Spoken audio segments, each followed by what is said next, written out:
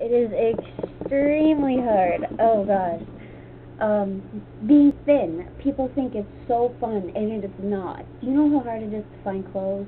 Um, sure, I could spend $75 on a pair of jeans that are a size zero. But don't hate me because I do not like being a size zero. What I was saying is that I would rather go to the thrift store, and that's what I've been doing for years, trying to find old jeans that don't fit. Why am I spending more money on smaller jeans for less material? It kills me. I mean, I don't ask you this way. It's a high metabolism. It's a high metabolism, and it sucks.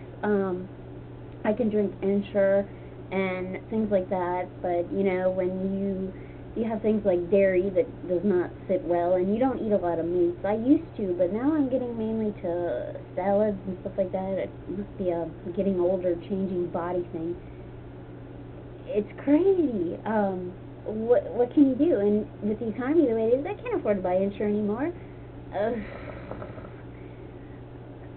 it's just these girls that want to be thin and look pretty. You know what? It is so nice to have curves. I saw a lady the other day. She must have been about a size 5 or 8, and she carried herself so well.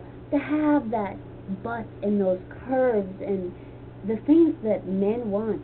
Men do not want skinny, bony women. It's just not a good thing. You don't want to be thin. You want to have that curvage. You want to be, beautiful. Carry yourself well.